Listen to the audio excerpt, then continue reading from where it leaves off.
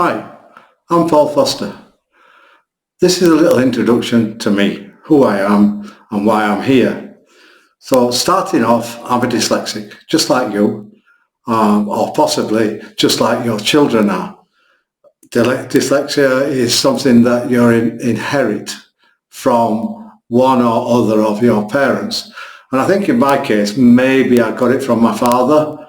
Um, he was really terrible at writing, but I couldn't really know whether he was good at spelling because I couldn't spell myself. I had a big problem with spelling. But in my early years, when we lived in Rastrick, just outside Huddersfield in West Yorkshire, I didn't really care much about reading and writing. And I can remember going to school a little bit when I was my very early years. I can remember getting on the wrong bus one time to come home.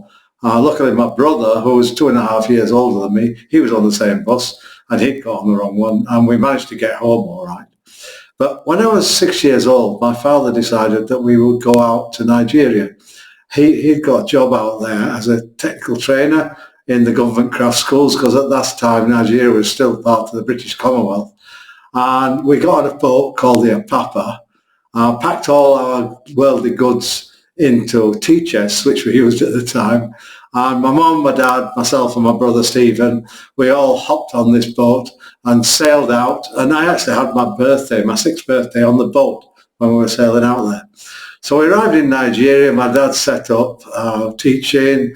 We went to various places, mostly in northern Nigeria. Kano, Kaduna, Zaria, Soba were the places where we were. My dad set up these government craft schools and taught in a lot of them, and was supposed to be, with the help of my mother, homeschooling us. But it never really worked very well. We were always running away to the bush with the local kids. They had difficulty getting hold of us. And I remember coming back from one of those excursions where we'd been away with the local kids. My mum came running out of the house screaming, shouting. When we got to her, we said, what's wrong? And she told us that the groundsman had attacked my dad with a carving knife. Basically, this groundsman had been teaching me to swear in the local language, Hausa. And my dad had confronted him about it, and he'd taken a knife to my dad. Luckily, my dad wrestled it out of his hand and everything went okay after that. But it's just one of the little life's adventures that I had. But shortly after that, my dad decided that the schooling we were getting from my mum and my dad was not really working. So he persuaded my mum that we should be sent back to the UK to go to boarding school. So off we went with my mum. We all got an aeroplane, flew back to the UK, stayed with some relatives for a while we got into the school, which was a boarding school. And at that time, the boarding school, it was an all-male school. There were no girls in the school at all. So I went to one part of the school called Heathfield, and my brother went to another part of the school called Junior House. And the male school itself was called Rishworth. And that was in Yorkshire. And we could only ever see each other, if at all, at weekends, because we're in these two different places, basically. He was in Junior House, I was in Heathfield. And so very little communication outside of my peers, the other children in the school, and the headmaster, Mr. Pond, I remember his name, Mr. Pond, and other teachers there. And the first report that flew home to my mum and dad in Nigeria, my mum was back in Nigeria by this time, said that Paul does not know his times tables.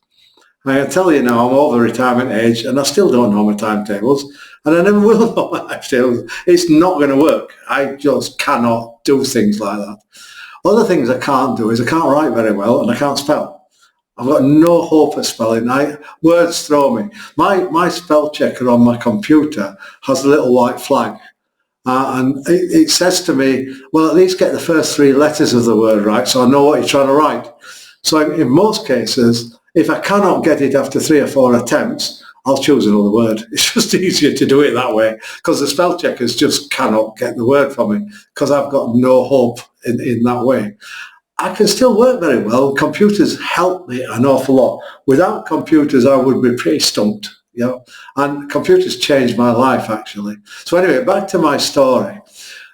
In the school, I was suddenly in this regime with no parental support whatsoever, and a bunch of teachers who told me I was stupid, told me I was never going to make anything, told me I was never going to get anywhere in my life unless I learned my multiplication tables and arithmetic and how to spell and how to write. And one of the things was at that time that the only really communication with my mum and dad was by letter. So I had to send these letters to my mum and dad, and it was a bit like a spider had crawled across the page. It wasn't very good. I could read, but slowly. And actually, I remember going back slightly, when I was in Nigeria, I used to get a comic called the Beano. I used to get delivered out there. And there was a particular part of that comic where there was an alien called a mansion or something like that. Well, that actually says where my dyslexia comes in, because they were talking about the time machine that he was using, and I kept saying the time mansion that he was using, because I couldn't read the word machine. It didn't come out properly for me. It was not a word I could read. Anyway, fast forward again. My mum caught TB, tuberculosis. Luckily she survived it, but it meant that my mum and dad had to come back to the UK, and my mum stayed in a sanatorium for about 2 years on returning for treatment, which was successful. But during all that time, my brother and I were not allowed to go anywhere near her. When eventually we were allowed in to the sanitarium where she was, we could only see her between a glass pane. Like, you know, when they display babies behind glass panes, it was a bit like that. My mother would be on the other side of the glass pane. So we didn't get that maternal support that we should have had. So most of the time I was struggling on my own. And the other thing about returning to the UK was I suddenly went into the UK educational system in earnest, because we didn't stay in the boarding school anymore. We ended up doing the test, the 11 plus, when I was heading towards 11 or 11 and a half, I suddenly had to take this test, which I'd never practiced for. And I didn't do very well. I ended up in a secondary modern school, and I was in the bottom of the middle stream of 5. So I wasn't considered overly intelligent. And I wasn't doing very well. I wasn't learning things very well. Still didn't know arithmetic. Still my writing was terrible. And I kept getting reports from the teachers. Your writing's not good. You need to practice. Your spelling's no good. You need to practice. You need to practice more. You need to practice more. But there was no extra help. I just kept getting told, you're not doing well. You're not doing well. And then I went to a swimming lesson one day. And I met the swimming instructor, who at the time was a guy called Robinson. And Mr. Robinson said to me, you know, you're pretty good at swimming. Would you like to come and practice and join our team? And I said, well, I'd love to do that. And that was a game changer for me. I suddenly realized that I was good at something. I could do better than others. And I actually swam for the school, then I swam for the county in national competitions. And I was doing well. I was never the best, but I was doing well. I was winning competitions. And that gave me a boost, a mental boost. And that mental boost seemed to run through into my academic qualifications, because suddenly I started doing well. And I practiced with my writing and I practiced with my reading. And suddenly my results started going up. And at the end of secondary education, I was in the top 5 of the top stream, which was amazing. I mean, how can a dyslexic get to that position? But I think it was all because that I got that confidence through swimming, being better than somebody else at something. I was also good at track sports and rugby and things like that. So all that physical activity showed well, and I developed because of that. So then I got to the end of my schooling. Now, my brother, if you remember, he was 2.5 years ahead of me. And he had gone to teacher training college, because that's why my dad wanted me and my brother to go to teacher training college. But when my brother got to the final part of teacher training, he dropped out. He didn't take the exams. He'd had enough of it. He didn't want to be a teacher. He didn't want to do that. He wanted a different life. And he just dropped out and didn't do the exams. So along comes Paul shortly after that. And my dad looks at me and thinks, well, Paul's thick. His brother's all right, but Paul's thick. So there's no way he's going to go to teacher training college. So he decided to take me off and get me an apprenticeship. So a local company called WC Homes, he took me down there and got me an apprenticeship. So they said, that's fine. From your results from your secondary education, we're going to offer you a technician's apprenticeship, which nowadays will be a level 3 apprenticeship, basically, not a level 2 or level 4, level 3. But they said, when you go to college, you're going to have to do another test to make sure, because the levels they had then was craft technician or engineer. And they didn't want me to be a craft technician, a craft apprentice. They wanted to be a technician apprentice. So I had to sit the entrance exam. Well, the problem was I'd finished school back in the June time. And this is now, I'd done nothing at all academically until now we're in the September time when I'm taking this entrance exam.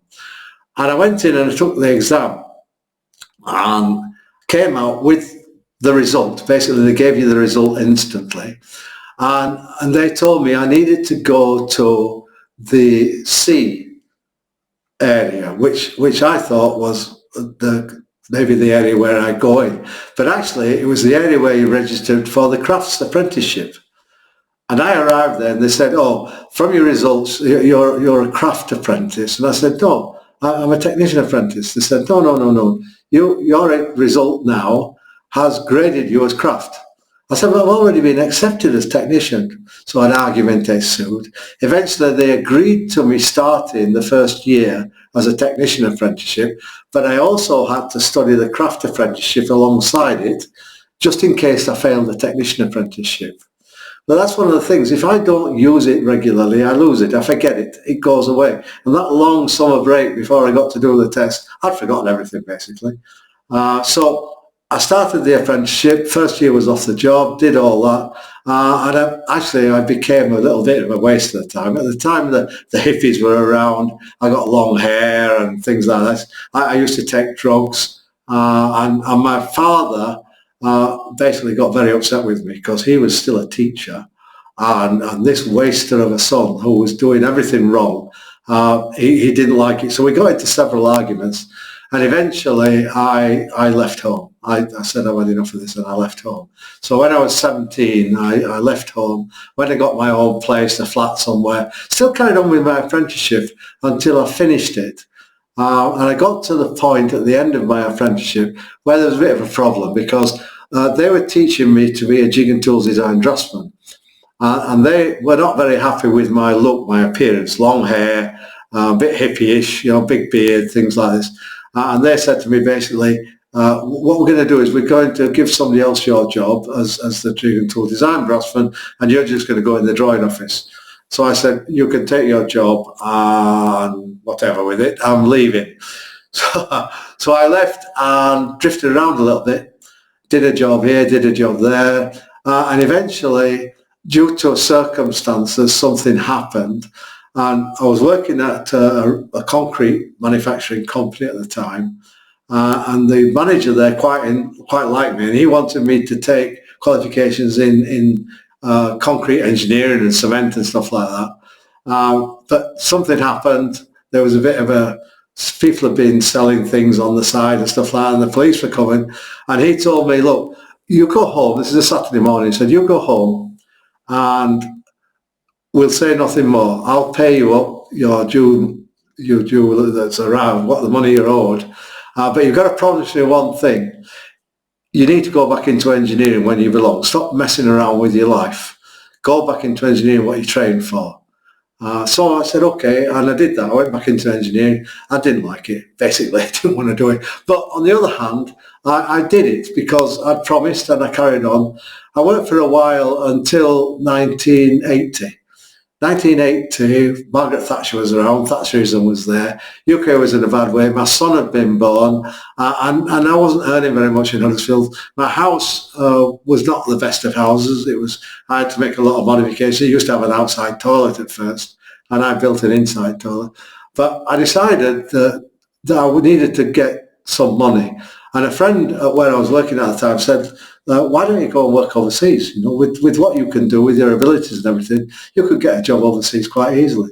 So I said, okay, I'll have a look. And I saw an advert for a company in Libya in North Africa. And the interview was down in London.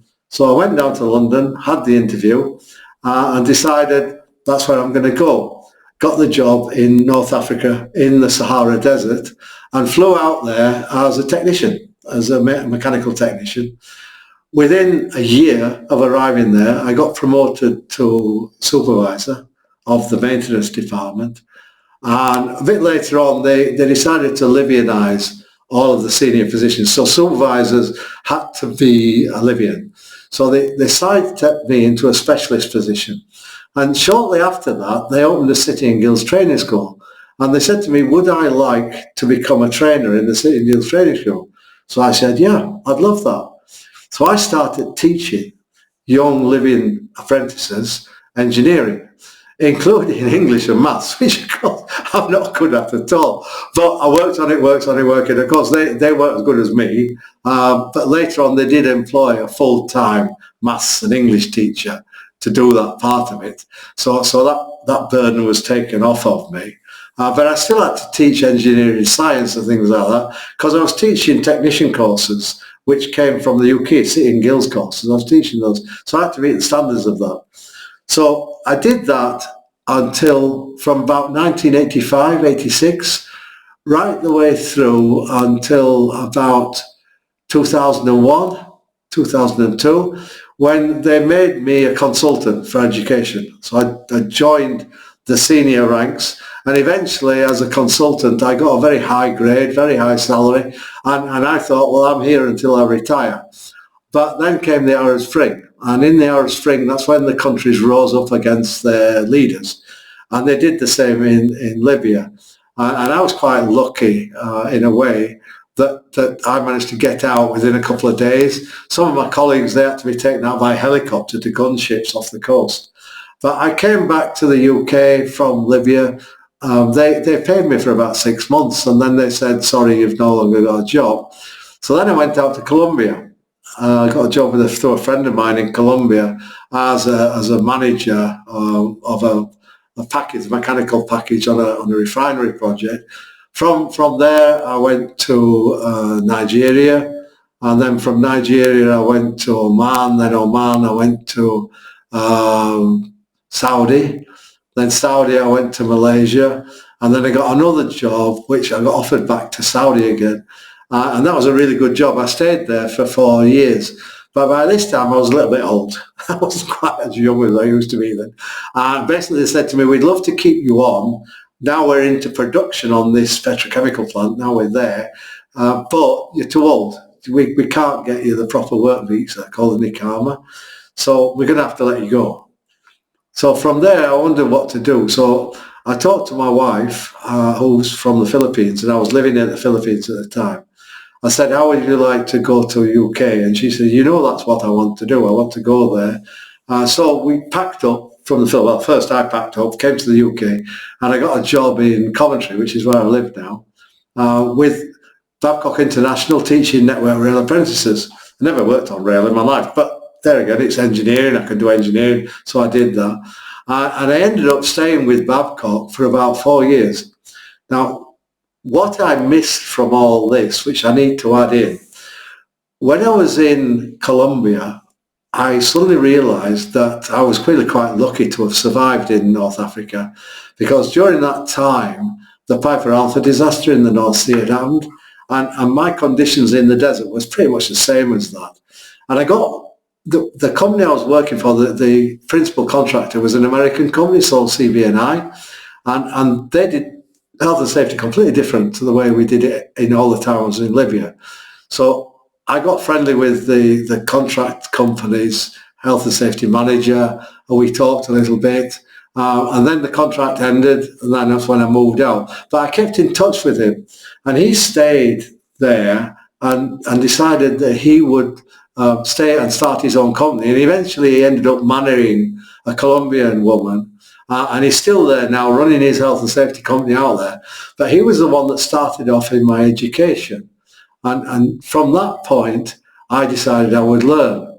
So during my time in Libya, I did an Open University degree in computer science and information technology, because I'm really good with computers. I understand them. I know how they work. And they helped me with my dyslexia, because they got spell checkers, they'll do the maths for you and things like that.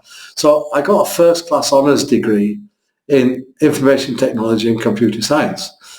Then after that, when I was after Columbia, I got an international diploma in health and safety management. And I did the cap and gown bit and the whole thing. Funnily enough, I did it in Coventry before I actually went to live there later on. So I got these qualifications even as a dyslexic. And when I went to Coventry and I started to work teaching the network apprentices, they decided that I ought to get some more qualifications in education. So I did a level 5 diploma in education and training, got that one under my belt, done, great. And then I got the status QTLS, Qualified Teacher Learning and Skills. And I carried with them for about 4 years. Then I left. I did another job for about a year teaching rail apprentices. And then I decided I need to start my own business. So 2022, now a bit more mature, started my own business. I'm now my own managing director and I run my own business. And most of the training I do is in health and safety. But what I want to do is I want to reach out and help people with problems such as dyslexia, because the majority of the problem is the dyslexic having the understanding that they are not thick, they are not stupid. There's not that they have lack of intelligence. It's just that our brains are wired differently. And once you accept that, once you understand that, you can embrace and accept our differences, because we are a great benefit to this world. We think outside the box. We understand systems. We don't understand letters, numbers, things like that, but we understand systems. That's why I'm so good with computers, because I totally and utterly get them. I know why they do things the way they do. And I never really need to be taught how to use any program. I'll work it out myself. It's just, for me, it's obvious. This is what it's supposed to do, and I'll find out how it does it, and generally I'll do that. Same when the first computers first came out, I would tear them apart, repair them, change parts, modify them, improve them. And I've done that a lot, an awful lot. And it's all because I'm a dyslexic. Once I drive a road, if I've actually driven that route, I can come back to it from any angle, from any direction, and I'll remember it instantly. Because that's the way my brain works. And once we understand that and we embrace that, then we're on our way to recovery.